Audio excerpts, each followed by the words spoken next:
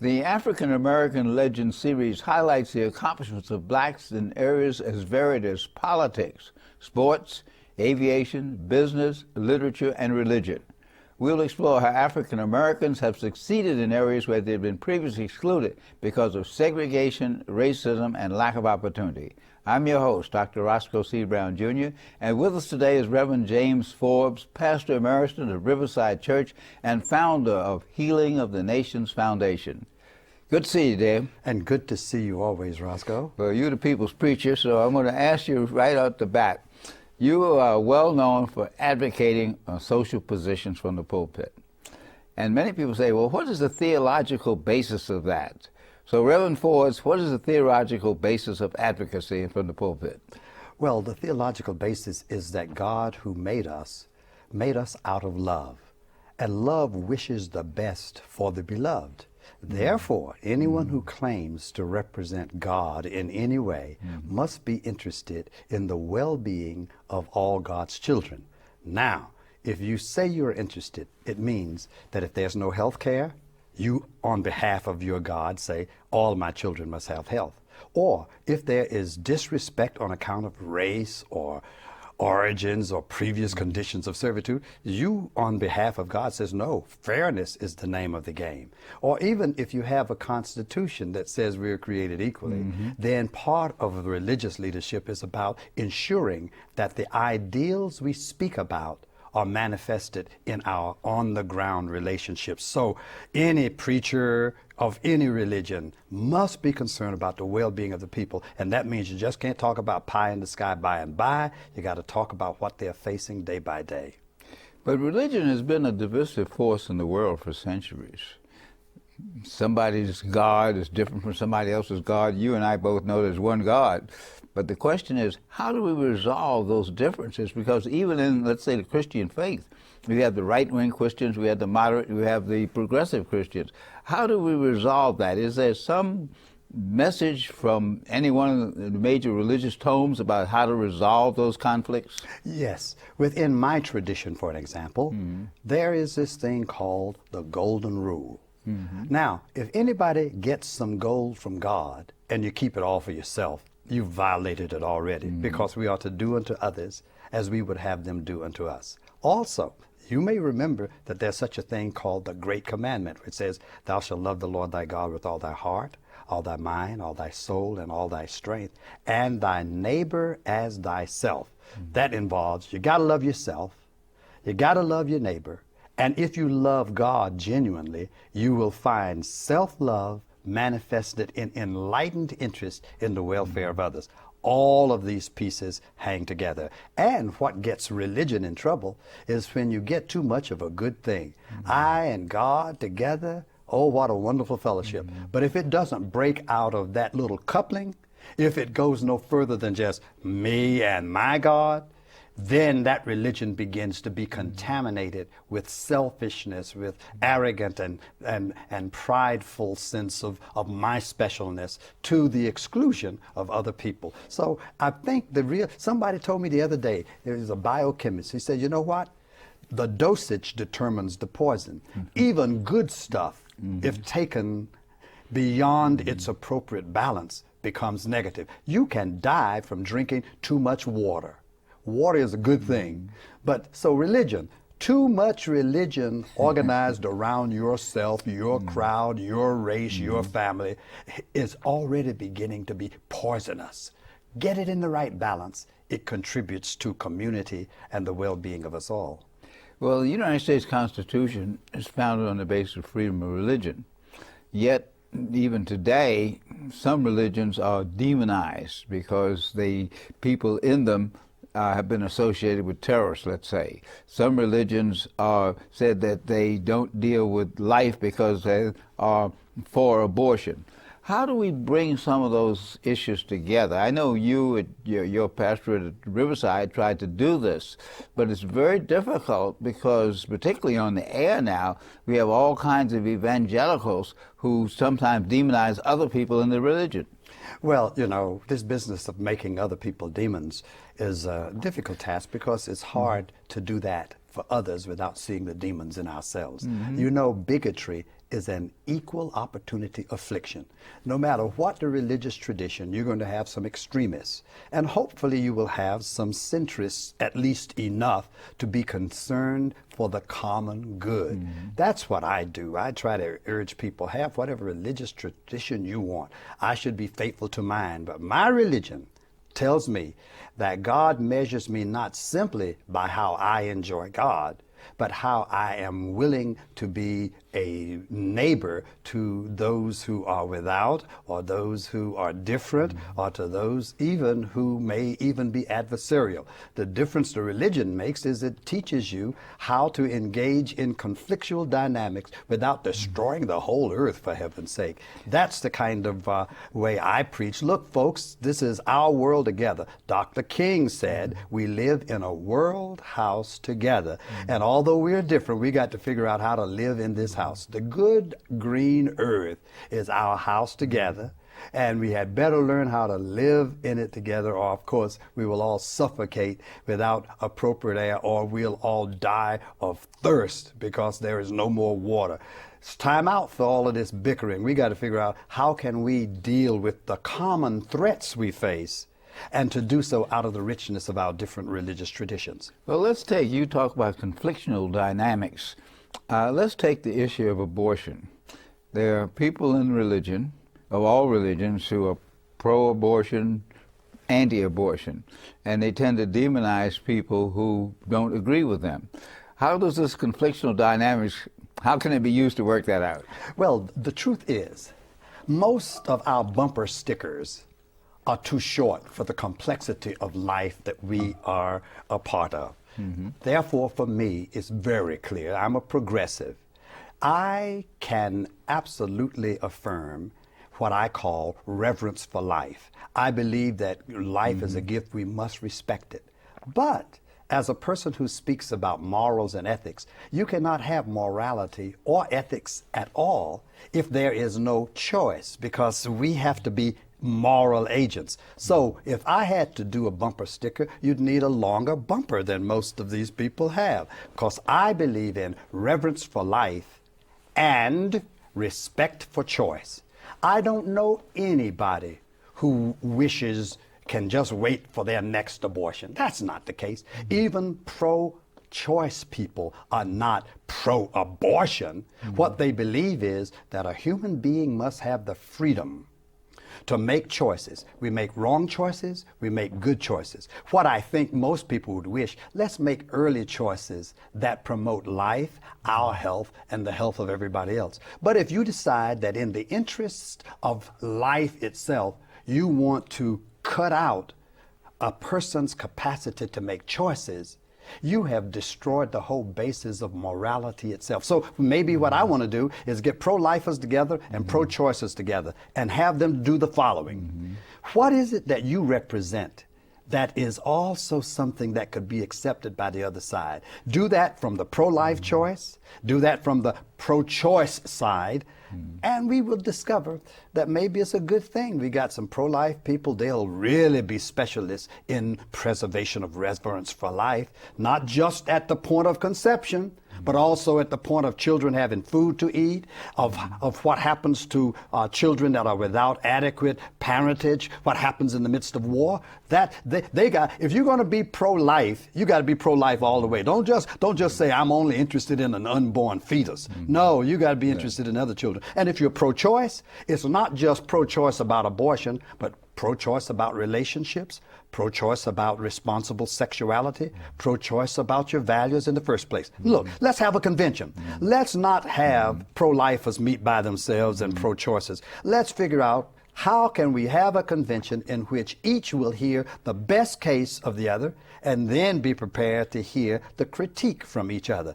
I suspect that could rob the election of these artificial wedge issues that often would cause people to vote against even their own self-interest in the name of trying to do what God wants them to do about issues that do not even matter in some cases to their own particular community that much.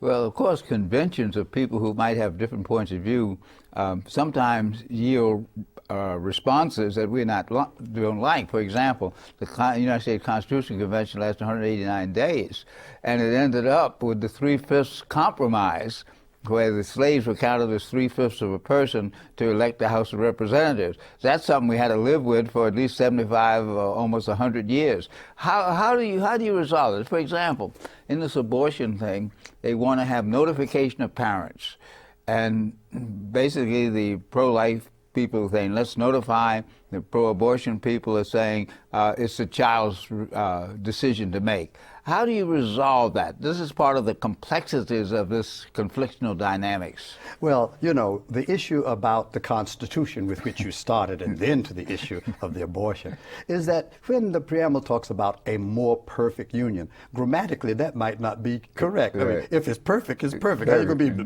more perfect? But I think we must accept the in-grammatical error here, non-grammatical statement. There is perfection of ideals, and there's more perfection of ideas, or there's more achievement of what the ideal is pointing to. We will never have a perfect union. But I believe that what happened in that Constitution was more, excuse the grammar, more perfect than what would have happened if we hadn't had the Constitution. Now, the 3/5, that's our generation. Do we get a chance to go back and look at that all over again? There was a great guy who said, the cake is already baked. You can't extract that 3/5 rule out of it and still be the Constitution. So what we've got to do is say, hey, it is about time to have constitutional, maybe at a certain milestone in the history, we will look, what aspects of the Founding Fathers' understandings do we want to correct and amend at this particular point? Now, back to abortion. The issue of children. I would say, let's deposit when we get to the convention that what we want is community. We want responsibility. We want respect. Now, how do we achieve the highest level of respect that also contributes to the development of the beloved community? That means that we could debate, should the children have to get consent, or at what age do they need to get consent? There are many things that children can't do for themselves until a certain age. So far as I am concerned, it is a wonderful debate, but the debate will not be valuable if it's just my promoting this side versus that side. The issue is what builds a stronger community. And we may have our convention, and at the end of the convention, we may not necessarily have a perfect solution, but we will at least be aware of the dynamics within which we have to search for a more perfect solution. See, on our set, we have two of the great leaders of the African American community, Frederick Douglass and Martin Luther King Jr. Yes. Frederick Douglass's 4th of July speech against slavery is historic and helped to change the way. Martin Luther King's speech, I Have a Dream, is historic.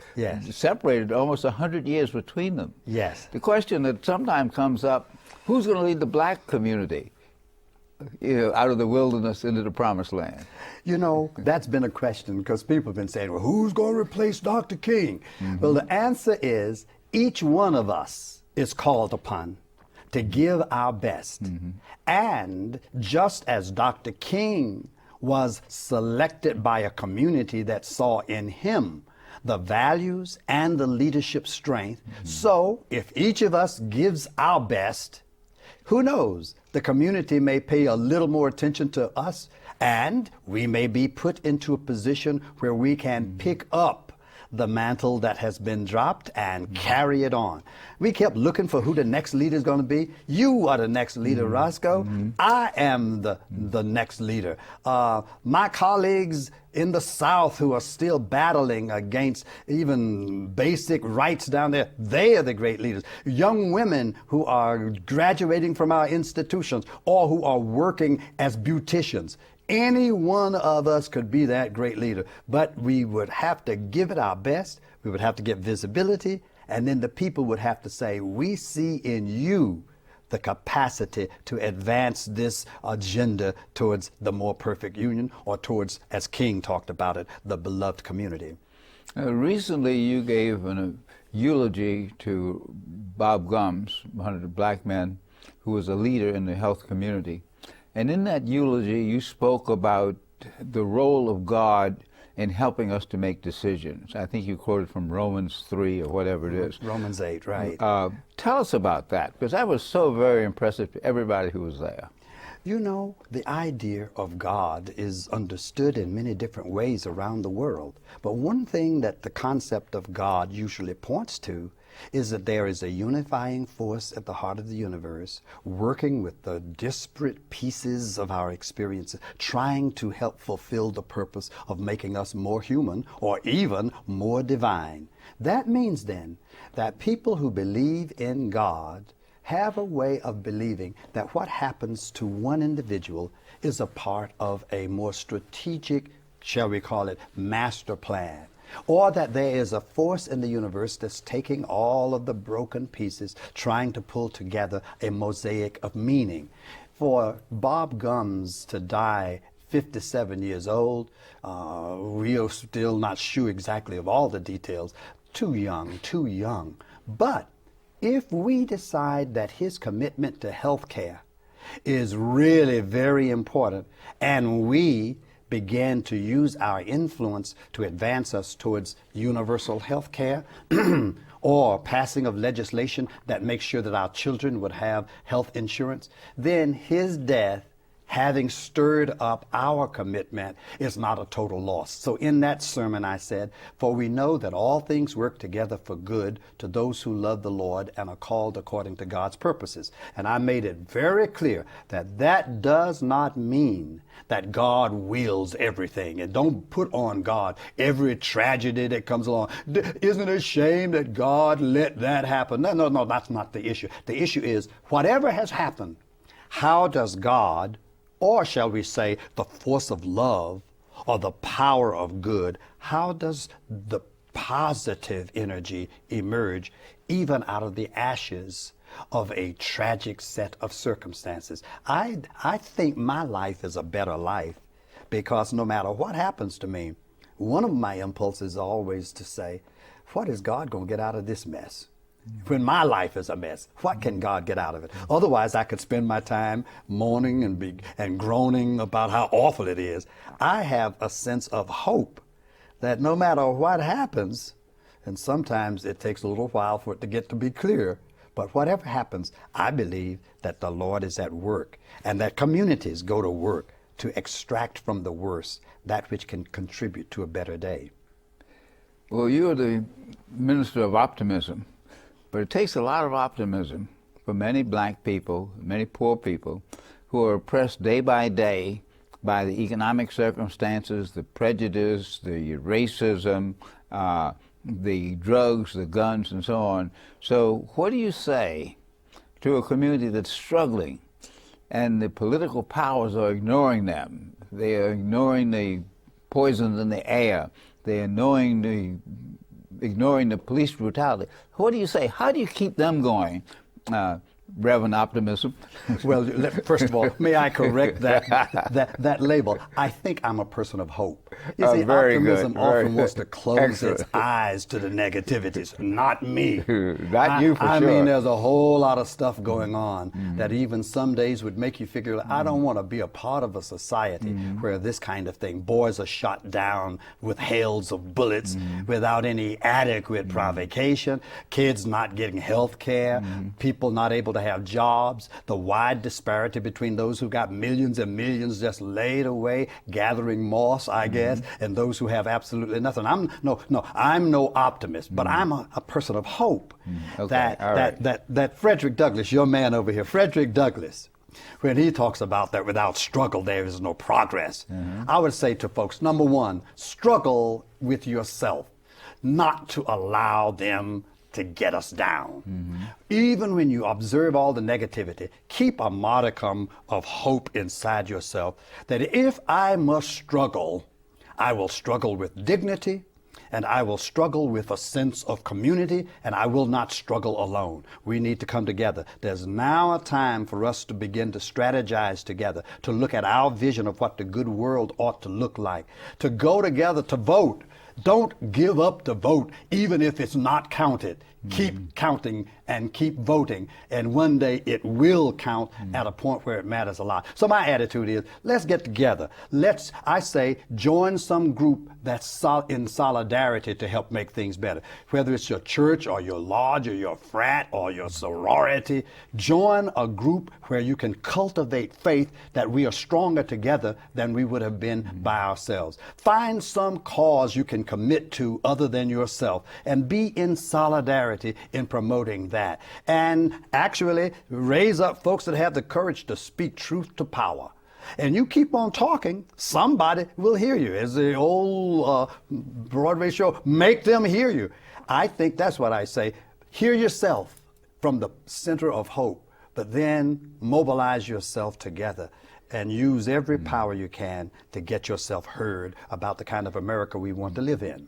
But in the black community, there is an age gap related to this. Some of the young rappers and the people who use language that you and I may not use, who are still fighting the oppression, are looked down upon by others who have achieved. How do you bring those type of things together? Well, Roscoe, as you know, I believe in respecting the gift that is present in each person.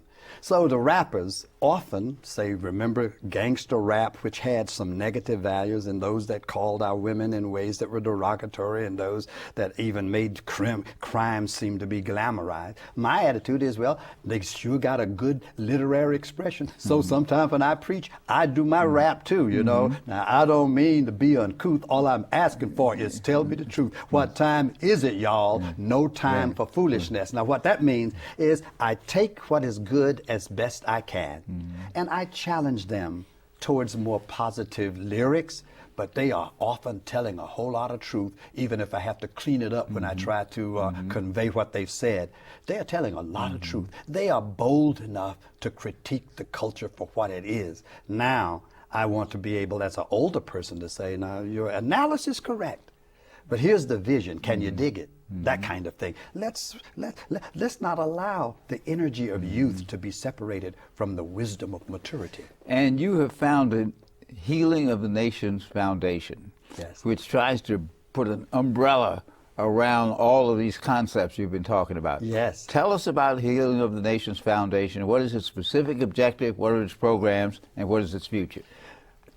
The purpose of the Healing of the Nations Foundation is to call every human being. So let's not make let's say, for you, I would like for you to be a leaf. That's what the foundation is about. Now, to be a leaf, Roscoe, is to be committed to your own health. I mean, holistically understood. That is body, mind, spirit, vocation, relational, community, and international. But your health. Secondly, not to be locked into just your health, but to find some area, some need where you can become a healing influence that makes for a better world. And this is based on the theory that from the book of Revelation, it says the leaves of the tree were for the healing of the nations. Now that's where the title came from, Healing of the Nations. If I am a leaf, that means I am going to take good care of my health. I'm going to get my prostate exam. I'm going to try to get my regular checkups. I'm going to try to watch what I eat. I'm going to watch my exercise level. I'm going to pay attention and access the best health care I can for myself. But I'm going to find some other area. Well, it'll be Boys and Girls Clubs, or YMCA, or YWCA, or I'm going to find the scouting program, or I'm going to work with people with a particular disease. Therefore, I serve myself, I serve others, and in that way, I serve God. And of course, I believe that we get enough people who are going to be willing to be leaves, we can tilt the spirit of the nation away from selfishness to appropriate self-regard and also to compassion and care for others. I'd like to see that happen all over the globe. I think it will also lead us towards more preventive medical approaches, preventive care, which will help reduce the amount of costs associated with the present health care. And also, yes, I do want to see universal health care by whatever label we give it. You talked about health in the context of body and protecting your habits, your eating, your exercise, and so on. What about the mental health? Mental health is so important. It, in fact, is more important sometimes than we even give it credit for being. I mean, whatever happens up here in this brain, you understand that this is the controlling switchboard of all these activities. Without this brain functioning, we don't have much going. So how could we make mental health a secondary consideration? You know, I break a bone, oh my goodness, let's patch the bone up. If my mind breaks down and won't work for me, that has more serious impact, or at least as serious impact, as the broken bone or a failing heart. Holistic health has got to be the new maturity for a civilized society. What about the role of religion in that? The role of religion is to say all the pieces fit. That's what religion says. The religion says, I, the Lord, I am one. And you are one human being, and all the pieces of who you are impact each other. And also, you are one, but you are in a community, and everybody in the community is a part of your health and well-being. Religion is the unifying element. It pulls together. It gives us a vision of a world where we live together. It makes us aware of an energy that's available to try to help us move towards health and wholeness, or as my Jewish friends call it, shalom. And that's something that is very important for all of us to look forward to. What unifies us rather than what tears us apart? Well, healing the nations is going to work, because Jim Forbes is in charge of it, right? Well, and because Jim Forbes is relying upon the Spirit of God and the spirit of people, because all of us want good health. And if we could ever figure out that working together would give us a better chance to achieve it, oh, we might see strength enough to deal with the challenges that lie ahead. Today we've been talking with Reverend James Forbes, Pastor Emeritus of Riverside Church and founder of Healing of the Nations Foundation. You can contact them at Healing of the Nations Foundation. Thanks again for being with us today on African American Legends. Reverend Forbes. My pleasure, Dr. Roscoe Brown. Okay.